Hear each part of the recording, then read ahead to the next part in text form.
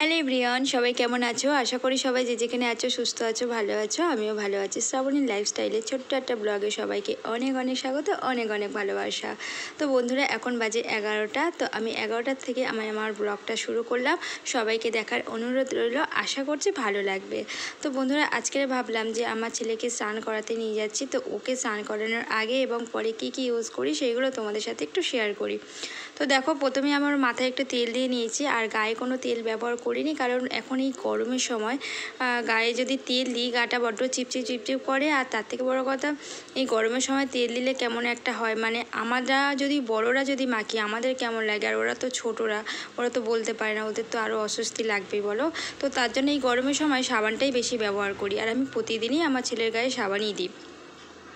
তো তারপরে দেখো, আমি সাবান টাবান দেওয়ার পরে আমি ওর গায়ে একটা ক্রিম দিয়ে দিয়েছিলাম, সেটা হচ্ছে হিমালয়ার বডি যে ক্রিমটা আছে সেই ক্রিমটাই ব্যবহার করেছি। আর তোমাদের সাথে সেটা শেয়ার করা হয়নি। আর এখন আমি ওকে সমস্ত সব কিছুটাই হিমালয়ারই ব্যবহার করি।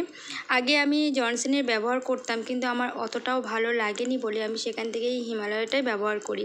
বেশ আমার ছেলের স্কিনে শ্যুট করে গেছে। তারপরে দেখো, আমি ওর মুখে একটু ক্রিম দিয়ে দিয়েছি, আর ও না ক্রিম মাখতেই চায় না, মানে জোর করে করে ওকে মাখাতে হয়।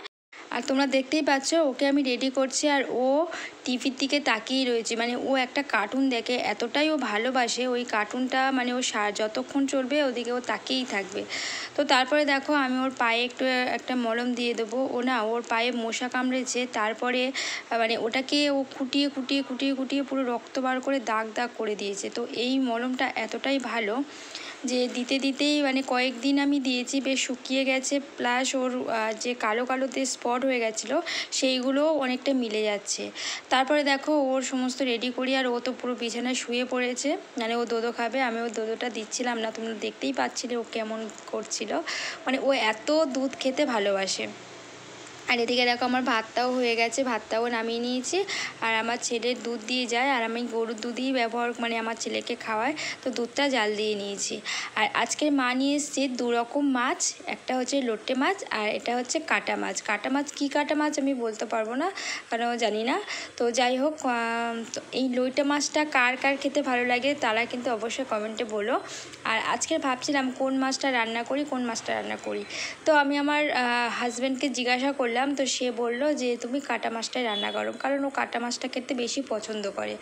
তো তার জন্য আমি 3 পিস মাছ নিয়েছি, আর 2 পিস মাছ রেখে দিয়েছি, যেহেতু মানে 5 পিস মাছ, কারণ আমার শাশুড়ি মা খাবে না। আর আজকের মঙ্গলবার, আমার শাশুড়ি মা মঙ্গলবারে নিরামিষ খায়, তো সেই জন্য আমাদেরও খাওয়া হয়। মানে আমরা একেবারের মতো নিরামিষ খাই না, আমার শাশুড়ি মা যেরকম প্রত্যেক মঙ্গলবার খায় আমরা সেরকম খাই না, কিন্তু শাশুড়ি মার জন্য এক আলাদা বা আমাদের জন্য আলাদা, সেই হিসাবে আমরা মানে একই নিরামিষই করে নিই। কিন্তু আজকের মানে 2-1 দিন মাছ আমাদের বাড়িতে ব্যবহার হয়নি, তো সেই জন্য মা বললো যে আজকে তোমরা মাছ খেয়ে নাও, কালকে আমি খাবো। আর সেই জন্য আরও লইটে মাছটা রেখে দেওয়া হয়েছে, কারণ মাও লইটে মাছ খেতে খুবই ভালোবাসে। তো তারপরে দেখো, আমি মাছগুলো ভেজেও নিয়েছি।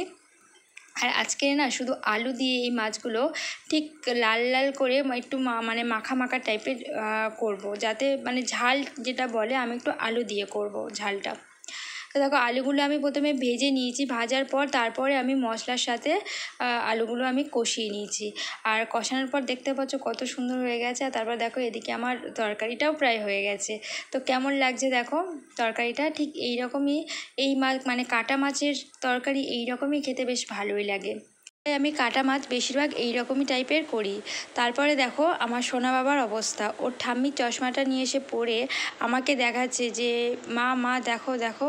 তো এত দুষ্টু, তোমাদেরকে কি বলবো, এত দুষ্টুমি করে।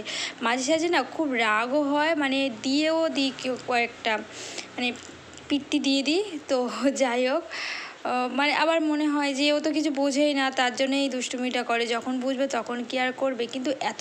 তো বন্ধুরা, ভিডিওটা ভালো লাগলে আমার চ্যানেলটাকে সাবস্ক্রাইব করে দিই, আমার পাশে থেকো। সবাইকে এখন টাটা।